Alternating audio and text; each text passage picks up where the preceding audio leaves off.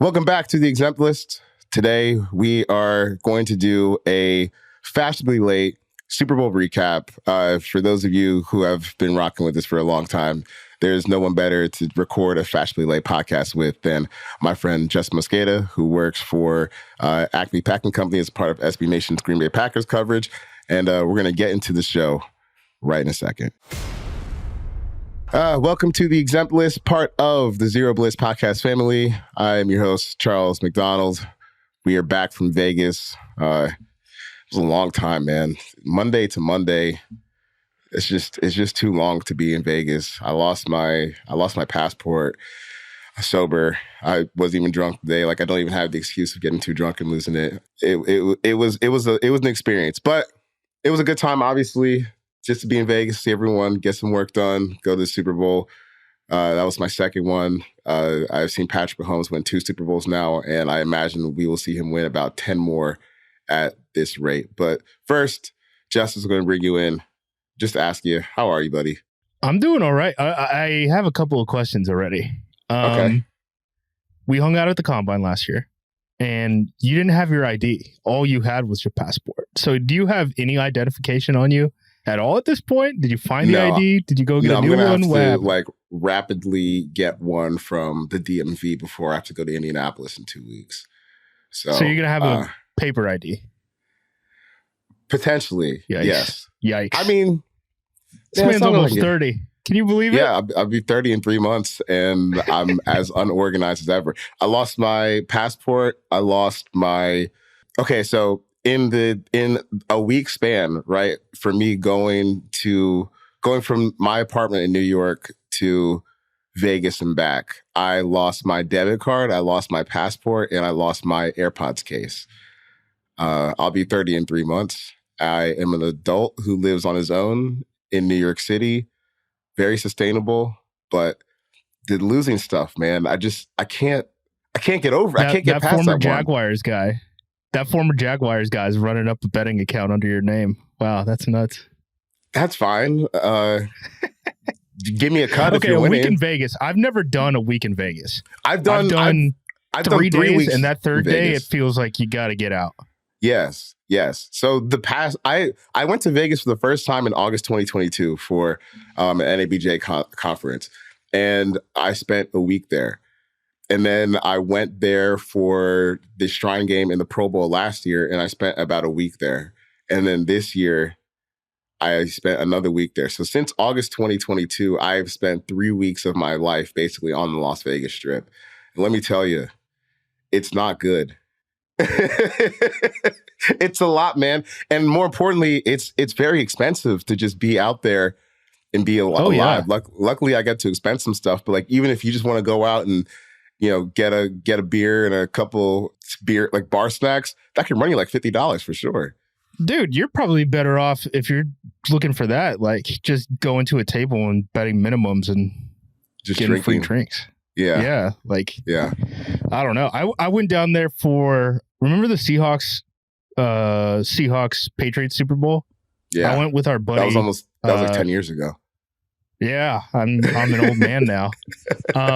I went for that, and that was the Super Bowl that was in Phoenix. So a lot of people were flying into Vegas and then driving down, or coming back up at night and stuff like that. And it was pretty hectic. Again, only a 3-day one. I can't imagine spending a whole week at the Strip. But what is are there policies for people in media that week? Like, are people just in the casinos just going hard every night? I mean, I don't know about every night, but I know the first night I got there, I was playing the slot machines and blackjack, and maybe I did some bets at the sports book for some NBA games. I don't know. It was I'm in Vegas. What am I supposed to do? Go to a show, Blue Man Group. Dude, there's so much Blue Man stuff everywhere, and we'll get to the game in a second, because there was an actual Super Bowl gameplay that we're going to get to, but. And maybe this is just like a Two Americas thing, but I don't understand the Blue Man Group stuff. I don't get it. But I've also never heard them perform either. Yeah, I don't know what they do, really. I know that there's actually 50 people in Blue Man Group. Yeah, there's like a rotating group of Blue Men, and you have to try out, and the auditions are very intense. We did some research.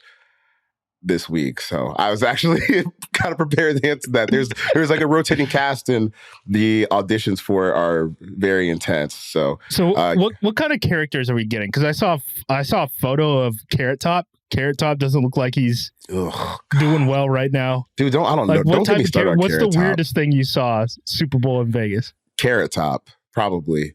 It was Carrot. Okay. It was actually, Carrot Top. No. The weirdest thing to me is, and this is kind of like tangentially related to the game, and will get us to the game. The Andy Reid lookalike guy. So I'm walking into Radio Row one day, and I get stuck behind the Andy Reid lookalike guy, who, to be fair, like he does look like Andy Reid for sure. Like he definitely does look like him. But we got our buddies at the Ringer. I saw the video of that. Yeah, Nora, that was bad. It was funny, but also it was pretty bad. But I'm walking in behind him, and he gets mobbed for like selfies and pictures. This is not that cool or that interesting. Maybe this is my lack of institutional humor in what we're supposed to find funny, but I don't know. I don't really think it's that amusing. So speaking of Andy Reid, what a win. Hall of Fame question mark? Is he better than Belichick? Lots of questions opening up. Well, yeah, lots of hot takes and questions opening up. But first of all, I think the most interesting thing about, not interesting, because I think this is something you already know if you kind of pay attention to fan bases out there, but holy crap, Niners fans travel deep, dude. Like they go everywhere. And I want to say there were a lot of Chiefs fans there too, but it was definitely a Niners crowd. And I realized that like about maybe 2 hours before the game, Patrick Mahomes comes out on the field in just like a sweatshirt, and I don't think he had any of his gear on, just to like feel the field, start throwing the ball a little bit, and the stadium just erupted in boos. Like it wasn't even. The stadium wasn't even filled out. Like this is hours before the game started, and he's just out there, warming up a little bit, and they started going crazy with boos. And then George Kittle came out, and you would have thought like the president of the United States just stepped on the field, like with the amount of cheering or like war heroes or something like that, with the amount of cheering that came out when George Kittle came on the field for his little warm up routine. So, yeah, that was crazy. That was crazy just to see how deep they are. It was a little difficult to, kind of differentiate from Chiefs fans from Niners fans because they're both wearing red. But, when you see a Tim Rattay jersey, which I did see out there in the crowd, I think you know how deep Niners fans go. Tim Rattay is a weird, because I think it was like the day of the game. It was like cheapest ticket was like $9,000 to get in.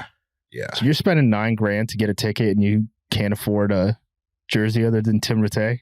I'm assuming that's got to be some I don't wear jerseys of dudes who are younger than me type of thing. Which is like honorable within itself. It's an honorable stance to have. I understand that. Like I'm not gonna go get a Bijan Robinson jersey. I'm almost 30. I don't know. I'll go cop a new Matt Ryan jersey or a Julio jersey, but nah, I'm not. Look at me wearing a Drake London jersey. I don't know. It's just, it's a little strange. Like if you wore a Jordan Love jersey, I would definitely say something to you. No, I get it. But there was an actual game played. I know the Usher Super Bowl halftime show. Honestly, it looks cool. It looked a lot of fun. I thought just the whole ambiance of it, the roller skating was really cool. The Kappa Alpha Psi fraternity getting to come out there and do their strolls was pretty cool. But I couldn't really hear that well in the stadium. Like it didn't sound good from the inside. I know there's a part earlier where his mic was messed up, but it kind of became a footnote for me because I like the sound quality was really bad in the stadium, and I was a little disappointed because I really like Usher's music. I think a lot of people like Usher's music, which is obviously why he was able to do the Super Bowl halftime show. People like Usher's music. Hot take. People like Usher's music. Yeah. And maybe they don't want to listen to Judas Priest instead. But getting back to the actual game, because we spent 10 minutes here just rambling about nothing, which is also on brand for people who have listened to our podcast before. I found this to be a little frustrating, but I'm also never surprised when we get to these points because I don't think people like to think. And I say this as someone who doesn't always like to think and likes to just jump to the easiest conclusion so I can go on about my day and not have to spend any brain power. But I thought Kyle Shanahan kind of got way too much blame for what happened in overtime, right? Because look, it's funny that the players didn't know the rules to overtime, but functionally, it doesn't matter if they know the rules or not because they're not the ones making the decision. If Kyle knows, then I guess that's fine. I know that the Chiefs players said they were prepared. They were preparing for playoff overtime scenarios back during training camp. Like guys who are not even going to make the roster are helping them prepare for, this Super Bowl run and to be prepared in this spot, which I thought was interesting. Yeah, I think maybe it's useful to like run the scenarios in your head on how this can play out. But at the end of the day, like you still got to get on the field and play football. So, I think as long as Kyle Shanahan knew what was going on, it kind of doesn't matter as much to me. But the idea that him taking the ball is seen as such a bad move, or that his logic was off on saying, I would like to have it third. I don't really think he's that wrong here, and I don't think that the Chiefs are like incredibly right for saying that they would have kicked the ball regardless. I think both stances have like some validity on how it can play out. Everything is a hypothetical when we're talking about analytics in this scenario, right? Because this is the first situation that we've seen it. But the people who have crunched the numbers say it's a pretty close call. So I don't think it really matters that much. I don't know if Kadarius Toney would have known the overtime rules. I didn't know the overtime rules, to be totally frank. I mean, we got down to the end of, it got close there at the end, right, where it looked like it was going to go into the second quarter of overtime. And until Romo said, overtime starts a new game, and this is just the first quarter of it, I was like, the clock, Andy. The clock, Andy, the clock. I thought we were getting old clock management Andy Reid again. And I was like, oh my God, they're going to blow it. And it's going to start. I thought every quarter was a new game. So, I mean, I guess it helps. But on the defensive side, you always know that giving up a touchdown from Patrick Mahomes is bad, right? So, like, that doesn't change anything. I think on that first possession, it's an interesting thing because, you figure if you can make them punt, flipping the field position, you're probably in a better spot, right? Getting that second drive. I mean, I kind of see it both ways. At the end of the day, like, this game was about execution. It wasn't about these type of decisions or anything like that. Like, there were plenty of big moments where San Francisco could have pulled away. San Francisco had plenty of opportunities. I mean, Kansas City was playing around, in the entire first half. I don't know how you felt, but, me watching from my couch, I was like, the Niners should have been up like 28 or something. Easily. Because you have, but then, because even the first drive, like they were cruising down the field. And then McCaffrey fumbled. And then they punched him in the mouth on the next drive. And, they kind of got into this game where they were moving the ball, but not really finishing until they got that trick play. And they even survived. Like, I know Mahomes this year, he's been kind of a more, I don't know if calculated is the right word, but kind of playing in the shorter area of the field. But you survived the huge chunk play where he just threw the dime to Mecole Hardman from one side of the field, 60 yards down from left hash to right hash, 60 yards down the field. Where you got a Madden animation from 31 who just missed lost the ball completely. In the air. Like, it's double coverage. You had leverage on it. He just stops. I'm like, he stops, the heck happened there? Look, that was a little survivor bias, but I'm going to use it to push Mahomes propaganda. And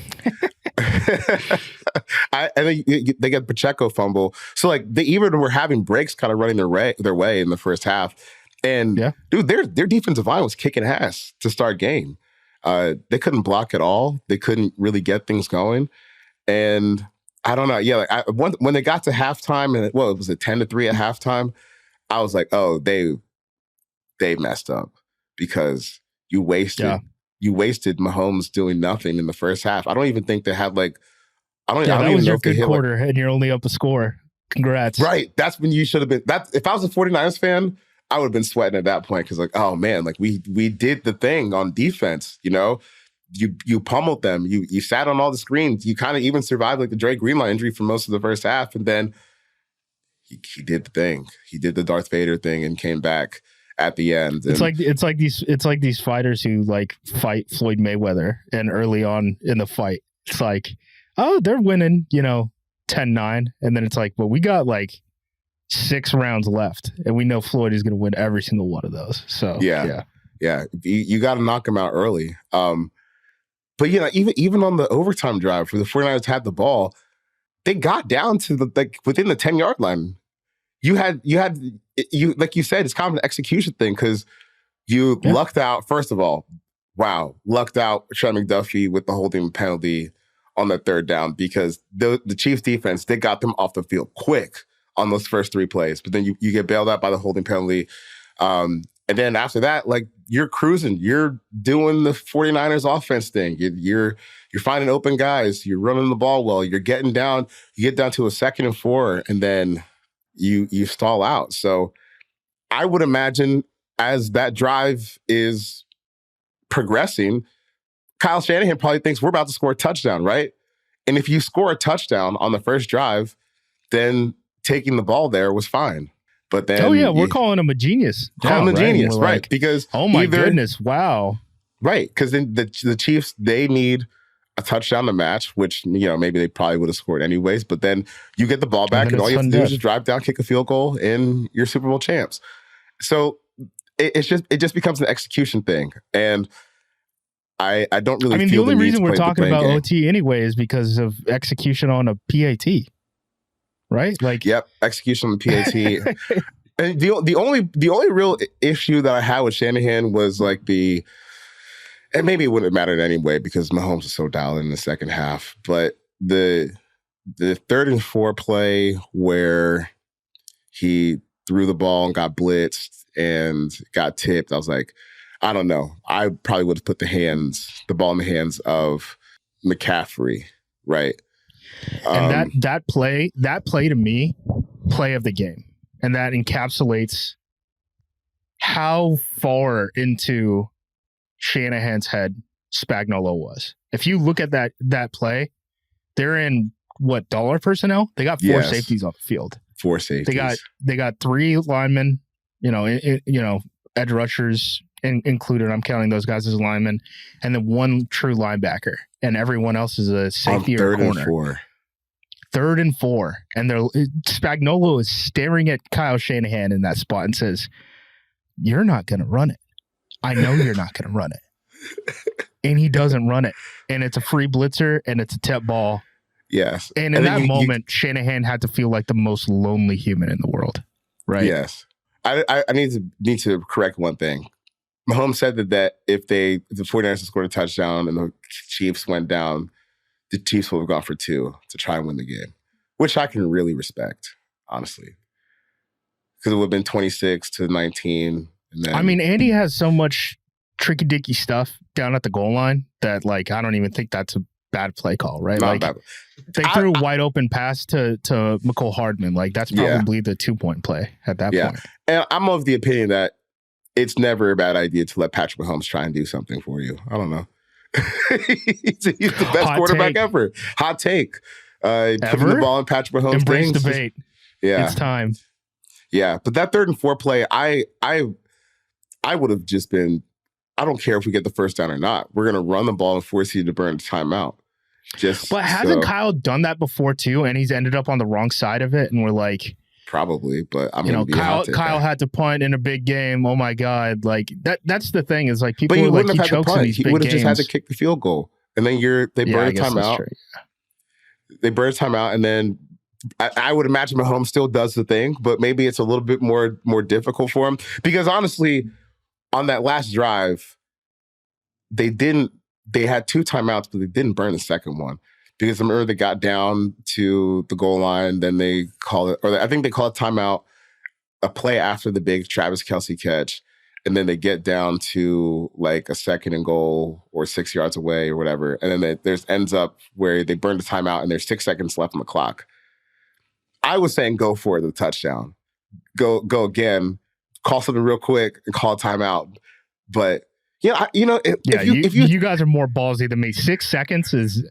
I know because they had 10 and then they tried one, called a timeout, and then I think they had 6 and like. It's not as long as you think. It's not 6 seconds. Is not as long as you would think.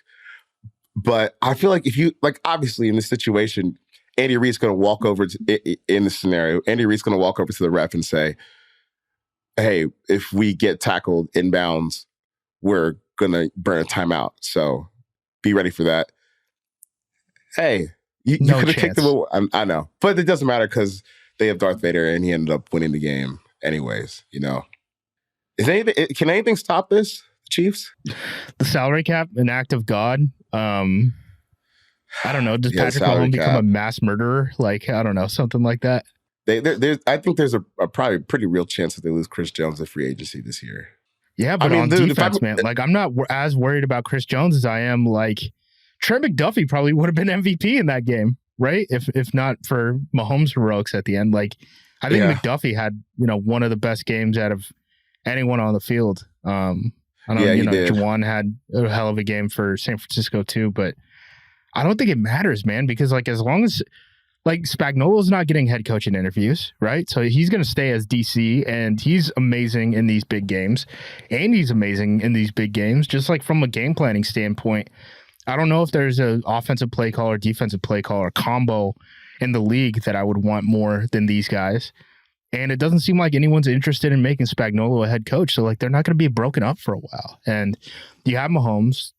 I don't think they're going to be worse at the pass catching, or I guess just offensive skill players in general, than they are right now. Like Rashee Rice is probably their most talented wide receiver. I know Kelsey, is great and all that stuff, but I don't know, man. Like, you tell me. I think this run might go for a while. I don't put the over-under on how many rings Patrick Mahomes is going to get. He's at 3 right now. You have to say like 5.5, maybe? Like, the over-under is like maybe breaking Brady's record.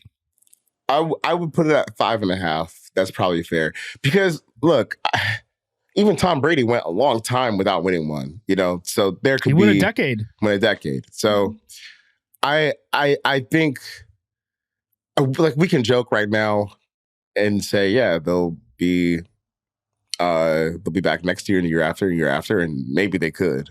But, this is the NFL. Football's hard.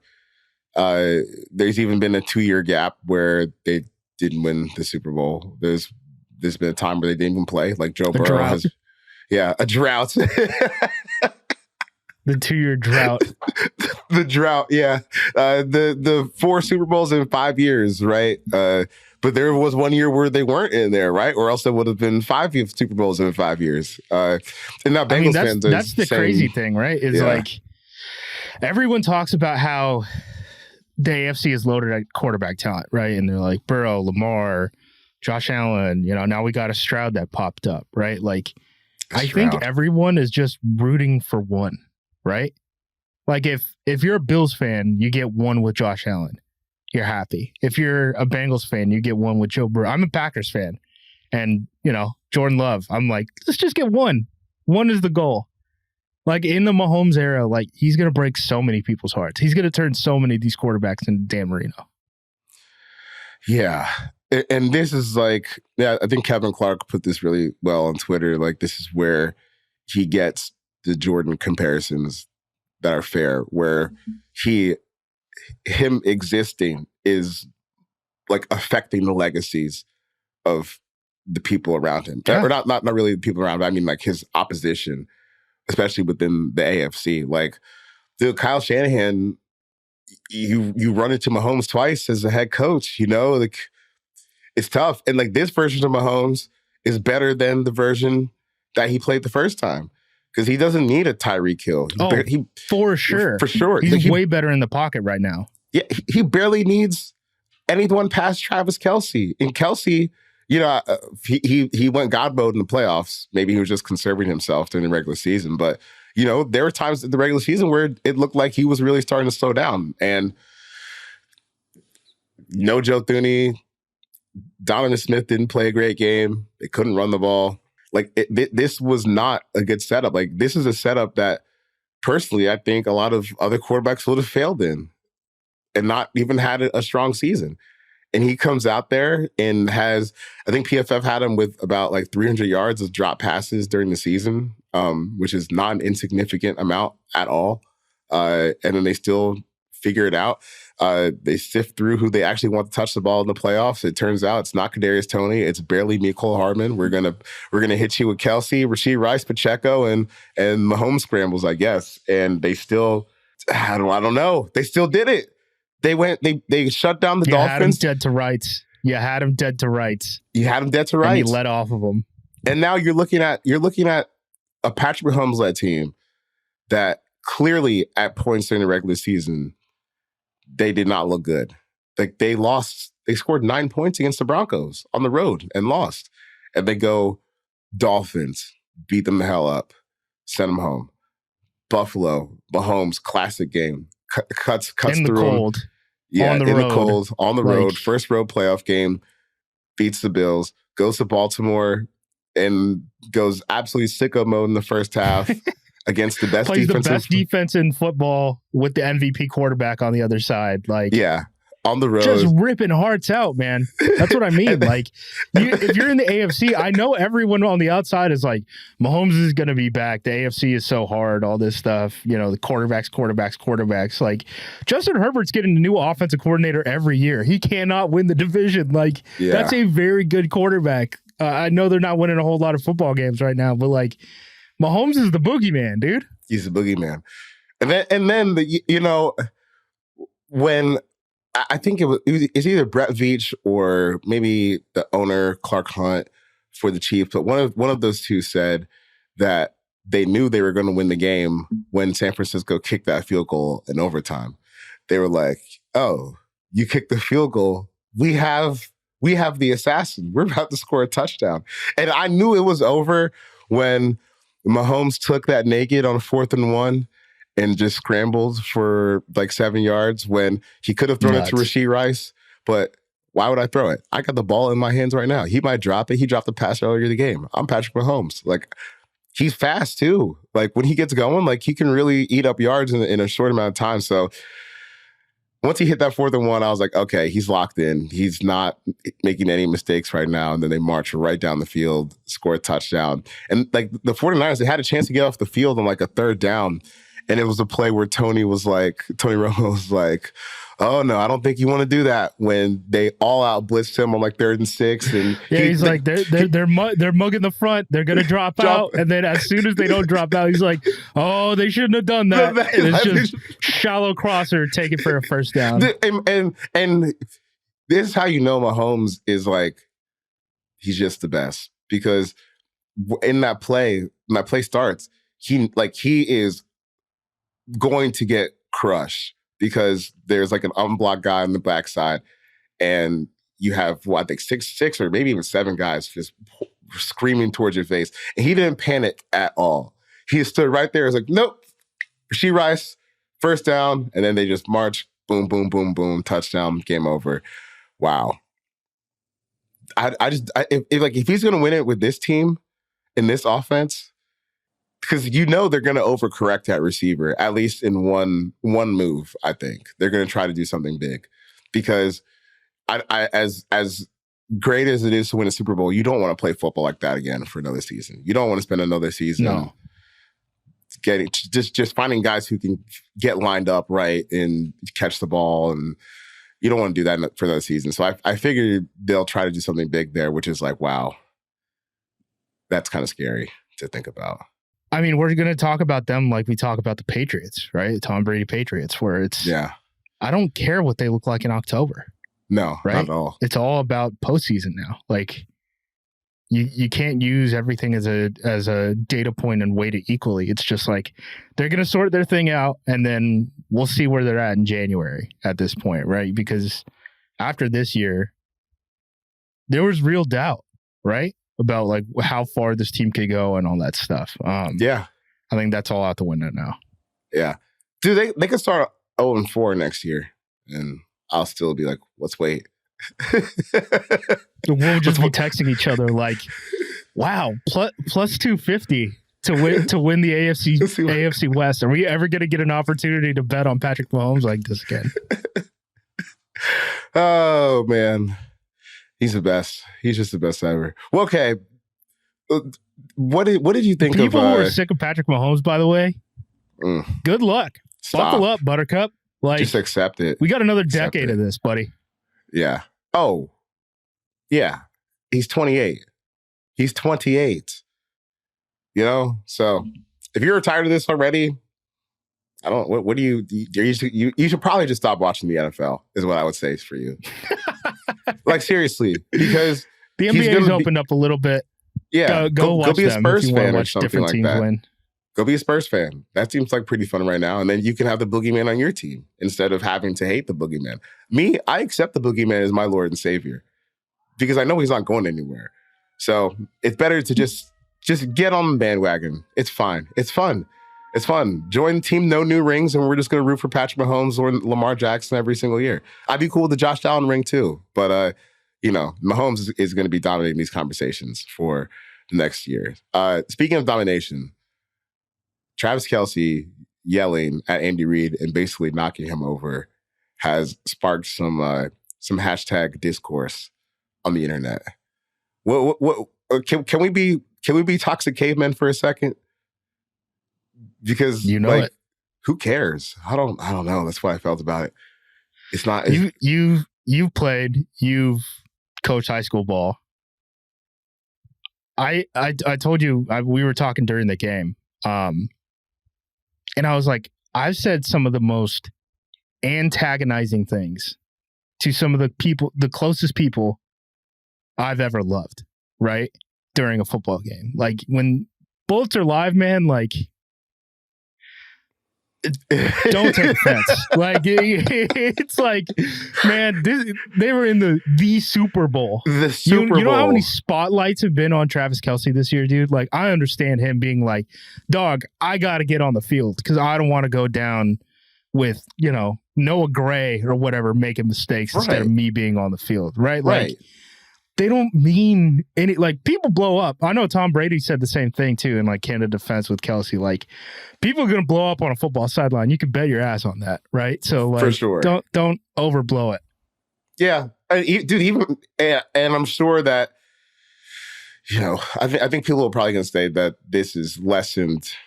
The impact of this is lessened because they won the game. But Andy Reid after the game was like, I just wasn't looking. That's why I got knocked over. He's making jokes, yeah. Yeah, he was like, that's why I got knocked over. He barely caught me off guard. That wouldn't happen again. Like, right. And that's how it is. It's just different. It's not like your normal workplace. Obviously, if I went to the Yahoo office right now and got in someone's face like that, I would be in a lot of trouble. But it's not that. Charles Robinson, like, yeah. If I get in Steve Rob's face like that, he won't get me. That would be an interesting workplace. But no, I would get in a lot of trouble if I did that. But I think people, to some degree, they still equate this to a normal workplace, in which it's just not. It's just 250 pounders aren't coming for your knee in normal workplaces either. Like, these guys are built a little bit different. Yeah, and like they're built different to the point where Andy can just shrug it off. And honestly, I think if they had lost, he would have shrugged it off too. It's just, hey, heat of the moment stuff. I know Travis doesn't actually feel this way about me, but in this moment, yeah, we have 60,000 people in here screaming against us. We're on TV in the Super Bowl. We're playing for legacies. Yeah, he probably wants the ball in that situation. A third of the country is watching him and knowing his entire background. Yes. Like, focused on him in the spotlight. Like, yeah, dude, there was pressure there. There was a lot of pressure there. He can feel emotions. Yeah. So I don't know. Who really cares? That's how I feel about it. And I'm glad that they won and got to make up, and everyone gets to walk away with a happy fairy tale. There's one interesting take from an ESPN radio host, Evan Cohen, on the Chiefs, who said, I want to get your thoughts on this. He said, I totally get the sentiment that the Chiefs won in a down year for them, but I would argue they are built exactly the right way. Hall of Fame quarterback, Hall of Fame tight end, elite defense, no money spent on wide receivers and running backs. Perfectly done, in my opinion. Are wide receivers the new running backs? Is that what I'm getting here? Yes, but I also don't know, like, how accurate that take is because they did spend a second on Sky Moore. He just I mean, they isn't very spent a good. pick on Kadarius Toney too. I mean, they're paying MVS $10 million a year. Rashee Rice was a second round pick. Yeah, so like they're definitely trying to invest there. So I don't really know how accurate that part is. They just sucked at getting this right, except for Rashee Rice. Like, he's clearly going to be a star. He's got the goods. I don't know how else to put it. Just watch him play. He's obviously a very talented player. You missed on Sky Moore. MVS, maybe for the contract value, is it okay what he's contributed? No, I don't think so, honestly. He's definitely cap casualty this offseason. For sure. His pay is not going to increase at all. So, and then, I guess you thought Kadarius Toney was a little bit better than he actually is. I think they've definitely tried to get him some weapons, but it hasn't worked out for them. To me, I mean, they're spending a decent amount on that offensive line too. Yeah, they spend money on the offensive line. So I don't know. The roster building strategy is interesting. I think you can Mahomes fixes a lot. Yeah, he fixes everything. You can literally fail to put together a wide receiver room because it's not like they neglected it. They haven't neglected it. They have just missed on a lot of moves that they've tried to make there, and it feels like they've neglected it through this. Because I'm personally, if I have Patrick Mahomes, I spend a first round pick on a wide receiver one time just for like, hey, let's just go supernova for a few years, but it's not a necessity. I mean, they worked out like Zay Flowers, right? Like they had Patrick Mahomes working out like a private workout with Zay Flowers and stuff. I think they would do it for the right guy, but I think it makes sense for Mahomes too, where it's like, if this guy can't fly, I don't know if we want to spend a first round pick on him, right? Because we can find someone that, if Mahomes is going to hold on to the ball for 5 seconds, we can find someone who can get open in 5 seconds, right? Like, yeah. So you want to pay for a premium skill. Yeah, and Mahomes it's just different. It's just different. Like, they won the Super Bowl with like Justin Watson and Mecole Hardman making plays for them in that game. You know who's got to feel sick? John Dorsey. Oh yeah, he turned in the pick from Mahomes. I know, and now he gets to see another GM get to take swings and misses on people around Mahomes. He's like, oh God, I could have won everything. John Dorsey probably would have been a Hall of Famer, right? Like if he's there for the entirety of Mahomes. I mean, you're talking about, we put the over under at 5.5 rings. Like, and that was a ballsy move at the time. You win 5. Like, come on, man, you're getting in. That was a ballsy move at the time. Mahomes is not seen as like this can't miss guy. I mean, he went 10th, so it was a dice roll, and obviously it worked out in a big way. And then he goes to Cleveland and just you draft Baker Mayfield next time. Maybe you should have rested on your. Sure, it'll work for you guys, Buccaneers. It'll be different this time. So pay no attention to the fact that he was on like 3 to 4 teams in 3 years or whatever. Doesn't matter. This time it's going to work out for us. Maybe it didn't work out for them last time. What is the Baker contract? He's going to get what, Geno money? He's got to get like 25 per. Oh, probably like, I mean, why shouldn't he shoot for the Daniel Jones contract?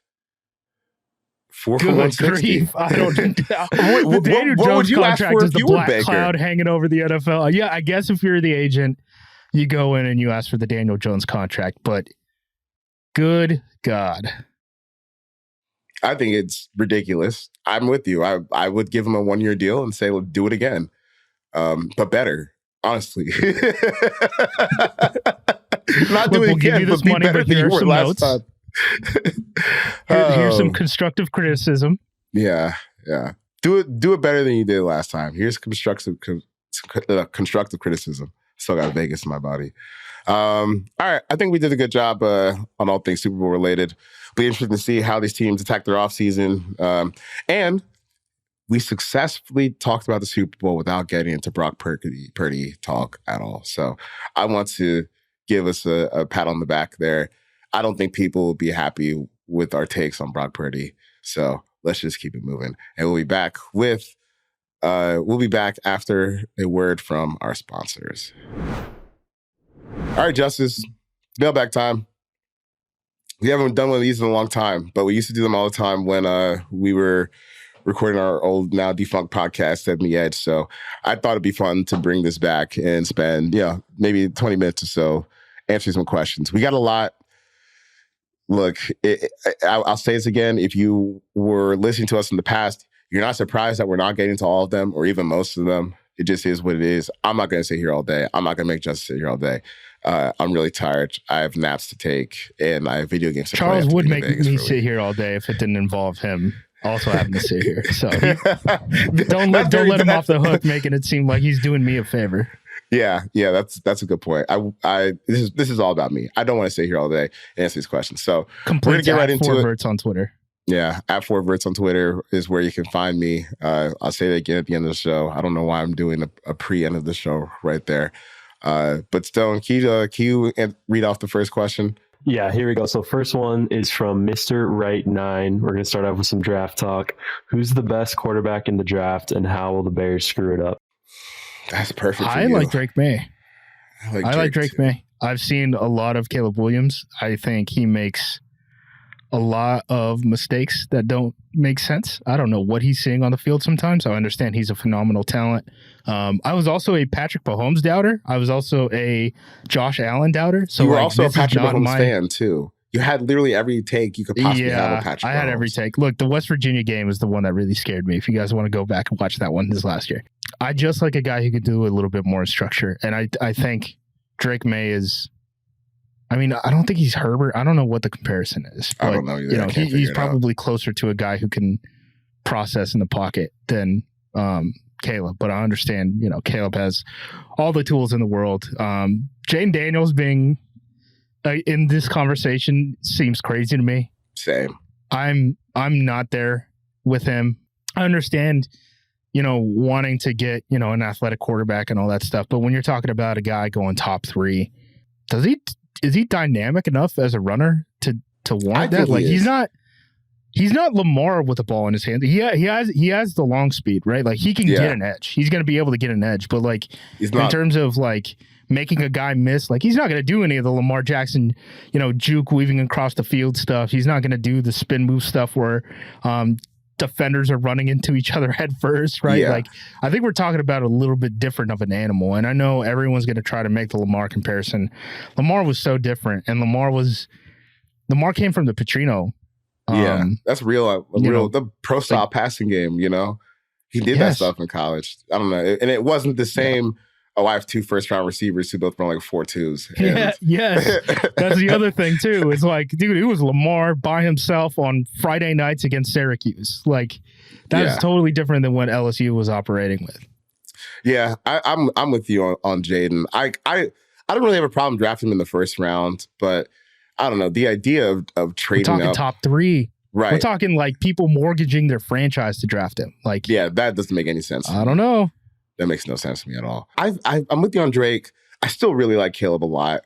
I would have no problem taking Caleb first overall and just rolling that dice. And if it doesn't work. Yeah, if we're going to do it, we're going to do it. Like, I think Caleb, I think a lot's probably going to depend on interviews with him, because with a guy who has that kind of play style, right? Like, so much is going to be like, okay, what can he retain? What kind of a person is he? Like, how is it? How are we going to take these steps? Plus, it also doesn't help him that, like, I don't know, man. Like, these air raid coaches aren't getting anyone prepared, right? Yeah. Like, he had Cliff and Lincoln Riley talking to him in the quarterback rooms. Like, I don't know how much they're actually trying to fix things with him, or they actually just want to like put in some goofy plays that'll, only last for a week, right? Like, they're probably not viewing Caleb Williams as the problem at USC. So why are they putting any time or effort into trying to like fix him, quote unquote, right? Like, that's going to be the NFL's problem. Yeah. If I was the Bears, I would probably take Drake May just for Waldron's offense, especially with the way that Geno played. But this is how they mess it up, right? The Bears mess it up. It's UNC number 10. No, we can't do that again. Yeah. Right? From at CrazyHorse3, C-Mac, who is the absolute worst quarterback you'll accept as the Falcons Week 1 starter? Justin Fields, probably. That's the bottom of the total. I know. Do you like how Justin Fields is now the like everyone is interested in him quarterback this offseason? I I don't really know what to make of that. I don't know how much of it is Bears trying to get draft picks. Because I don't know, if I was Chicago, I'd trying to drum up a market. Yeah, if I was Chicago, I'd be saying, hey, there could be some dummy out there who will give us a first-round pick for him. Call Pittsburgh and make the playoffs. A low first-round pick for Justin Fields. What do you think? what pick does Pittsburgh have? I don't know. But someone's going to mess up. Someone's going to look at this quarterback market and be like, we can get someone. And they're going to end up with Ryan Tannehill. Yeah, Pittsburgh has a 20th pick. So I don't know if you can give that up. Because how many more years does Fields have under contract? Like 2? 1? Probably 1. 2. It's not good. No. Yeah, but he's the worst player that I would accept as a Falcons starter. Okay, Justin Fields, it seems like he's going to be a free agent in 2026. So I guess he hasn't had his option picked up yet. I'm not quite sure. I don't think that you can pick up its option now. Because I think it seems like it's too late. The way the NFL structures it. Like the NFL messed up the 5th-year option where I think everyone's just going to have it turned down.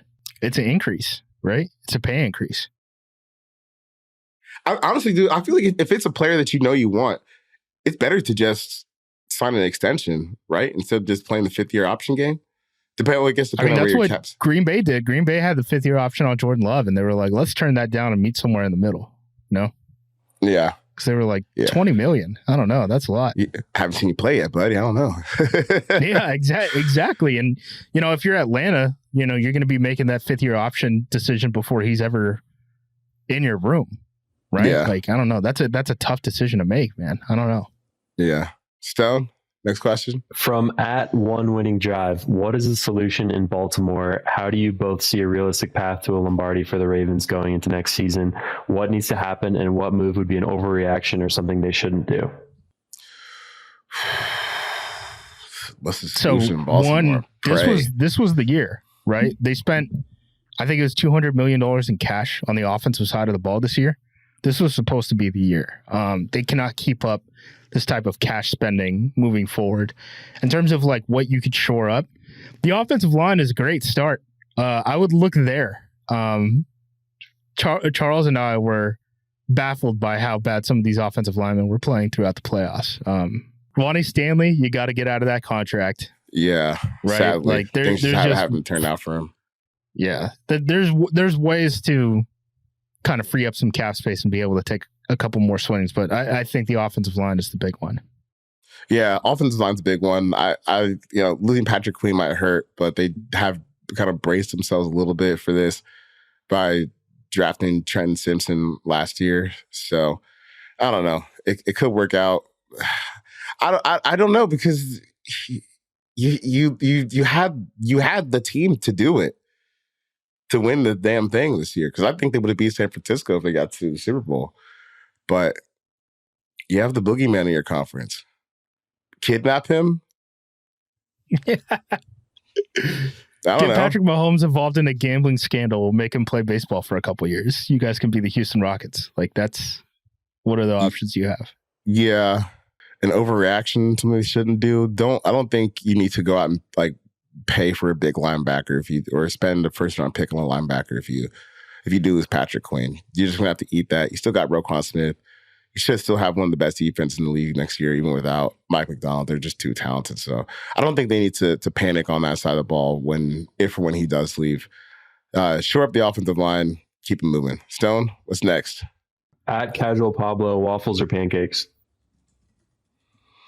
Waffles, easy. Waffles. Yeah, I don't eat either though, to be honest with you.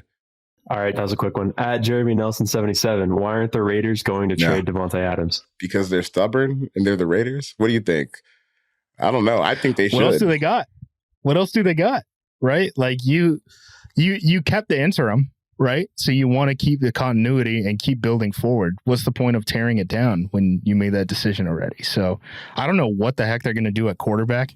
I know people have already pointed out, like, hey, Jaden Daniels was at Arizona State when Antonio Pierce was there, right? And they're making that kind of connection. But, man, you're trading up to what, like 3 to ensure that you get one of these 3 quarterbacks if Jaden Daniels is your 3rd guy. And after that, Charles, I don't know if you've made your points on these other quarterbacks publicly, but like, I don't know, JJ McCarthy's getting steam and stuff like that. That would scare me. We're jumping the shark. We're jumping the shark.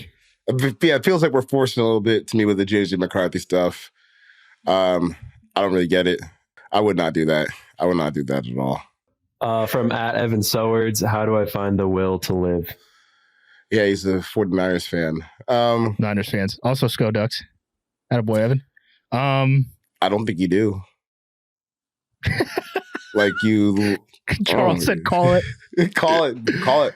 Yeah, look. No, I mean, you've been Shanahan here a bunch is of still times. there. Yeah. You're going to be all right. You'll probably improve at quarterback at some point.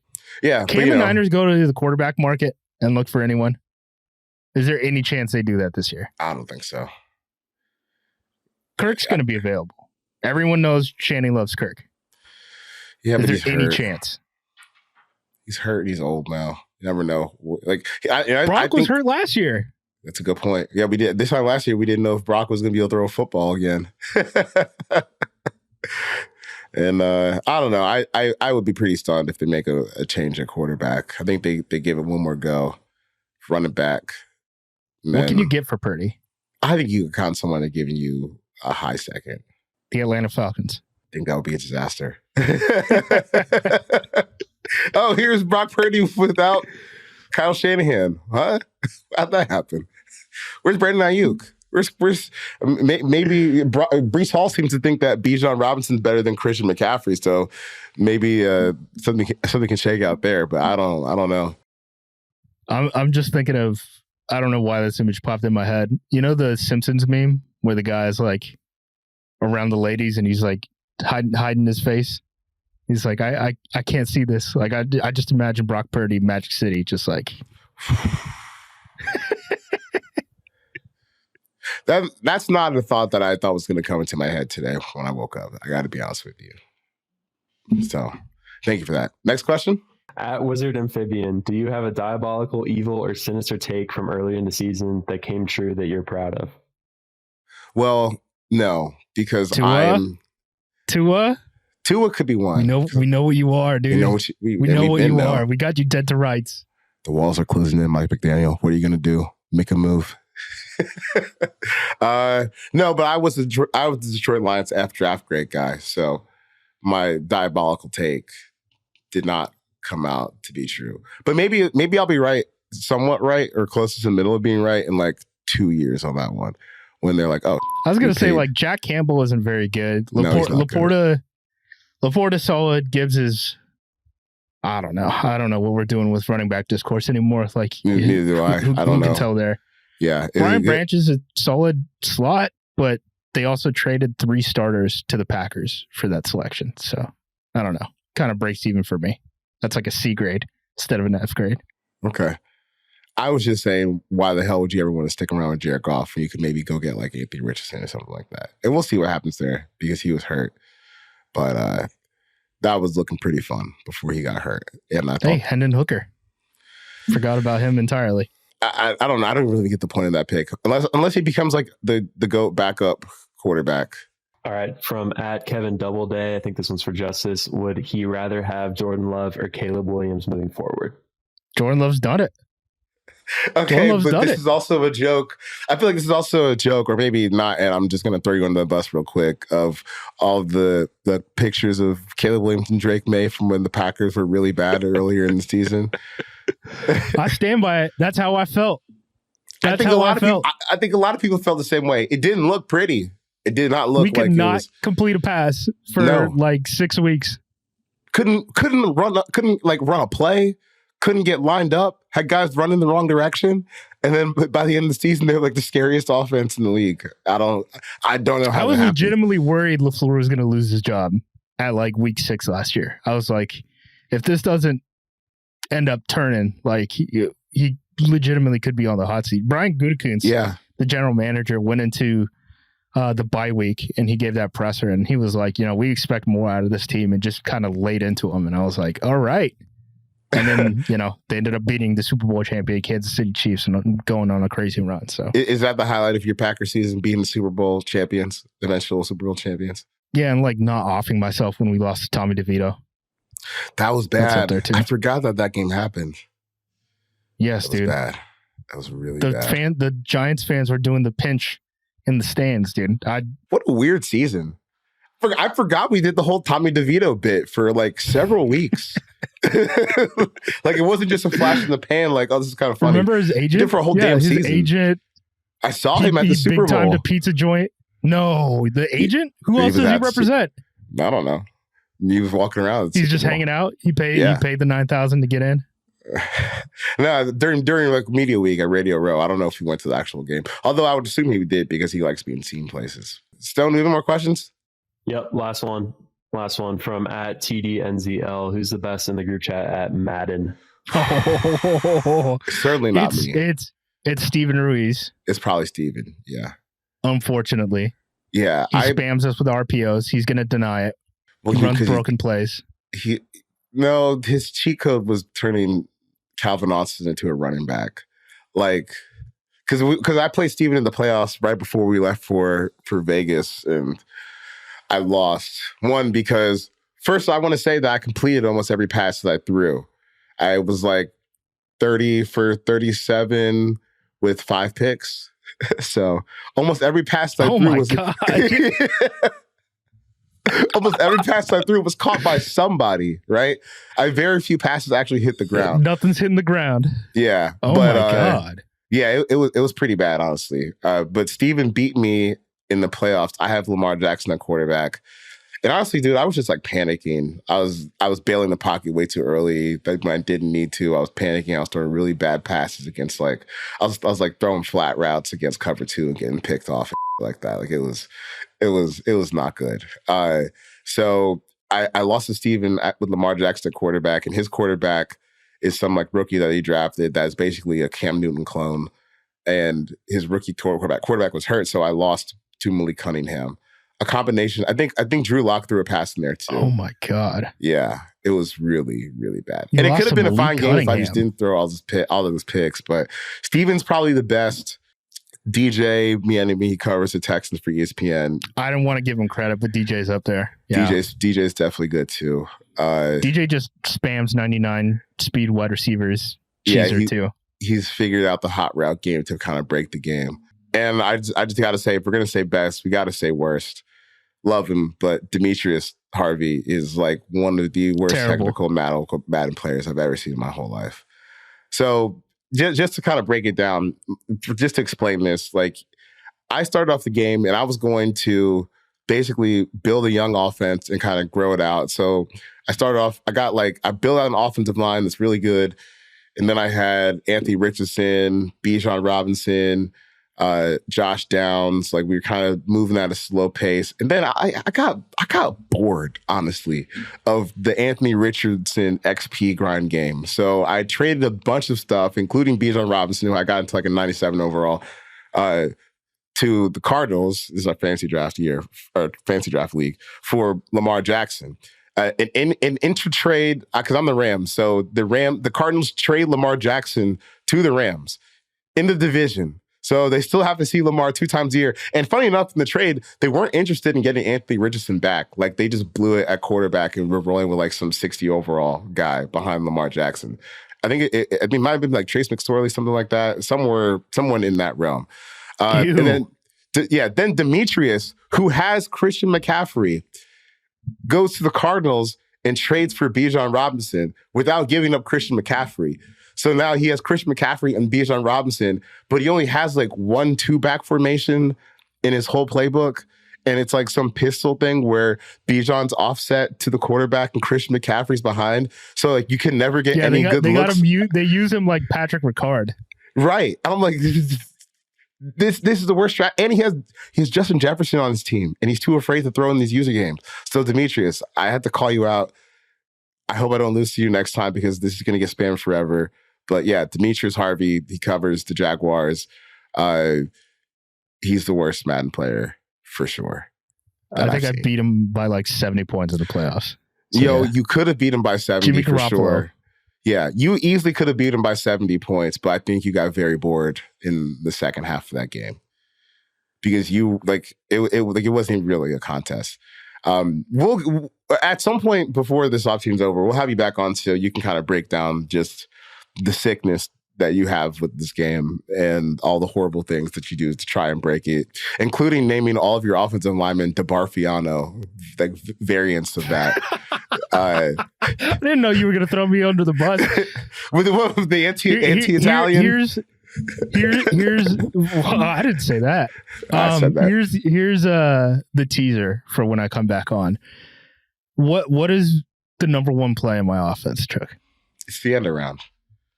It's an end around. It's either an end around or the quads. Name is Young Joka. Yeah. The ending around or the quads play with the wheel. Yes. You throw that one a lot. So that's your tease. Yeah, that's a tease. That's what we're going to call it here, this episode of the Exempt List. Send a voicemail, speakpipe.com/0blitz. You can ask me a question, send me a hottest take, listen, reply on the show. We'll be back with another episode of the Exempt List every Tuesday, except next Tuesday, because I will not be working next Tuesday. And after that, we're going to be a big-time draft show moving forward. I'm Charles McDonald. You can find me on Twitter @4verts.